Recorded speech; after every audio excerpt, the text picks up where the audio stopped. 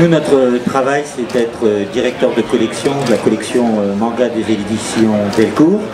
Mais avant, j'étais responsable de la partie éditoriale de Tonkam.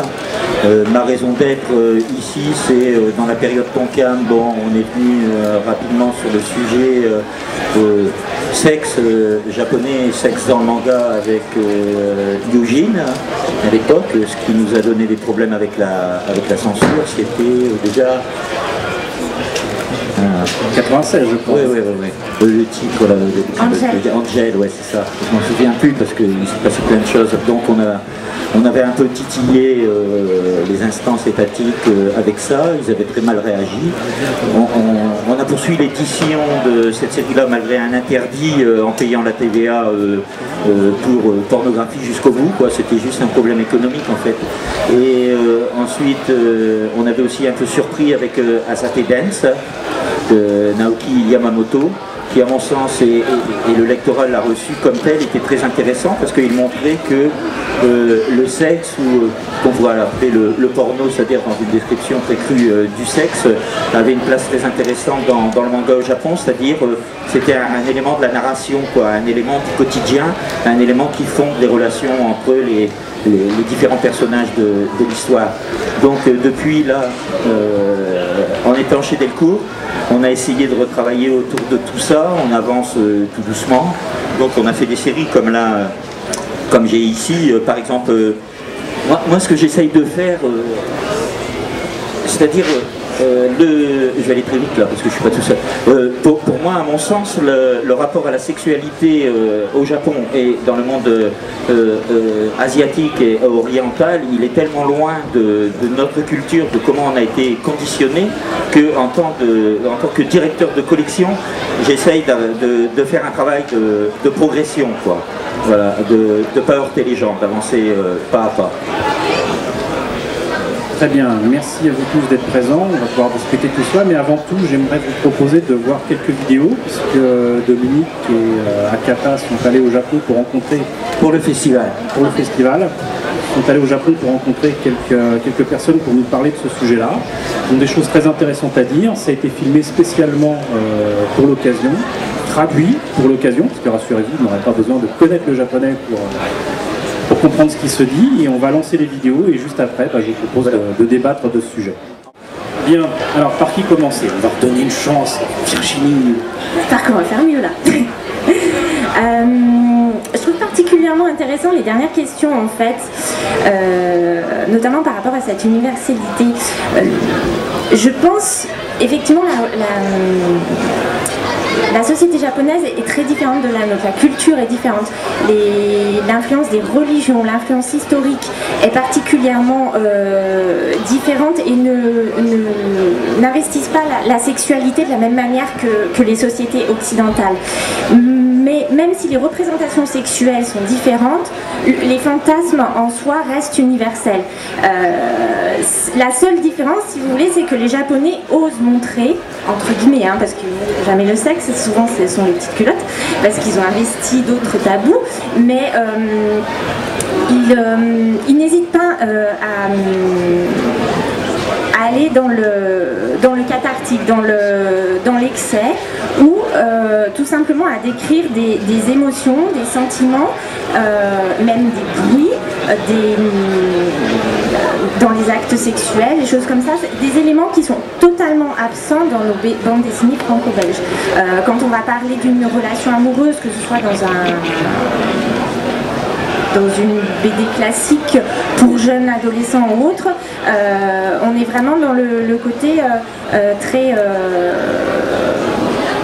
calculé, rien n'est montré, tout est caché, tout est suggéré, alors que le manga en fait montre tout en suggérant un petit peu, et en plus il fait ressentir des choses. C'est la grande, je pense, une des grosses différences. Mais si vous voulez, pour moi le fantasme est le même, c'est juste la représentation sexuelle qui est différente. Et la réponse voilà, est intéressant parce qu'effectivement c'est difficile de juger la part, on va dire, universelle et la part culturelle. Nous, les religions judéo-chrétiennes ont vraiment créé des tabous à ce niveau-là. Par contre, eux, leurs religions shintoïstes ou autres sont des religions qui n'utilisent, qui prônent le sexe. C'est même source de, on va dire, de longue vie. C'est pas étonnant de voir des personnes âgées avoir des relations sexuelles avec des jeunes filles ou des choses comme ça. C'est quelque chose. Bon, après, tout est relatif, mais c'est une approche qui est totalement différente. Mais à la base, les fantasmes sexuels restent les mêmes. Donc du coup, un manga qui est publié en France va faire ressortir de manière différente, mais va avoir un effet cathartique totalement identique, j'exagère un petit peu, mais identique sur des adolescents ou des jeunes adultes. Simplement, il y aura un exotisme et il y aura une approche un petit peu plus particulière. Moi je voudrais préciser une chose par rapport à ce qu'a dit M. Natsume Fusamonosuke. Par rapport, il parlait de l'évolution de la bande dessinée, et de l'évolution du manga. Une chose qui est très importante, c'est, j'ai donné l'impression d'être le légiste de service, hein, c'est justement le contexte légal dans lequel tout ça s'est développé. Aujourd'hui, si on regarde les mangas et qu'on a l'impression qu'il y a une vision de la sexualité qui est sinon peut-être plus présente, au moins qu'elle soit présente, c'est aussi le fait, bon, on a parlé des différences de religion, c'est une explication, mais il y a aussi un autre élément qui est très important dans le développement de la bande dessinée en France, c'est la loi de 1949 sur les publications pour la jeunesse. C'est une loi de censure qui se met en place après la guerre. Il y a un équivalent aux États-Unis qui est le Comic Code Authority, et ce sont deux lois qui vont régimenter de manière extrêmement forte ce qui peut être présenté dans les bandes dessinées qui à ce moment-là sont vues comme étant une sorte d'émanation du diable qui est venue pour corrompre la jeunesse. Donc il y a tout un tas de choses qui sont dites à cette époque-là sur ce qu'il faut avoir dans les illustrés qu'on les appelait à ce moment-là, notamment les publications pour petites filles doivent parler de la couture, du patron, de comment devenir une bonne cuisinière et une bonne maîtresse de maison.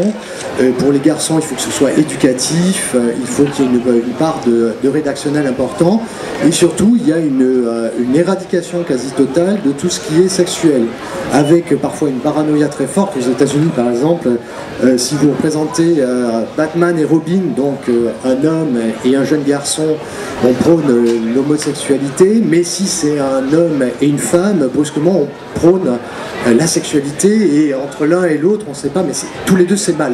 Donc il y a cette sorte de volonté d'éradiquer complètement la sexualité, ce qui fait qu'on se retrouve avec des personnages comme Spirou et Fantasio par exemple, qu'on voit se réveillant, qui vivent dans la même maison, qui dorment dans la même chambre mais dans deux lits séparés, attention, et dans lesquels les personnages féminins sont complètement dépourvus de sexualité. Vous avez la Castafiore qui est le seul personnage féminin récurrent chez Tintin qui a aussi aucune sexualité visible. Chez Black et Mortimer c'est pareil. Alors que chez les Japonais, finalement on a une sexualité qui a une place relativement normale, et ce qui est assez étonnant, c'est de voir que aujourd'hui, lorsque notamment les dessins animés japonais sont arrivés en France, on s'est beaucoup offusqué du fait qu'on parlait de sexe, on parlait de choses qui sont, Virginie qui est psychologue pour le dire, les intérêts qui sont normaux de la part des enfants, des adolescents dans le sexe. Si vous avez dans Dragon Ball, il y a un intérêt progressif pour le sexe opposé, c'est normal, c'est quelque chose qui est dépeint de manière tout à fait normale. Et c'est peut-être aussi le fait que nous, on a été tellement conditionnés que ça soit occulté et tabou, que quand les mangas sont arrivés, on a aussi projeté dessus tout l'imaginaire fantasmatique qu'on avait sur la sexualité des Japonais, sur ça, en se disant ils voient du sexe partout, c'est terrible.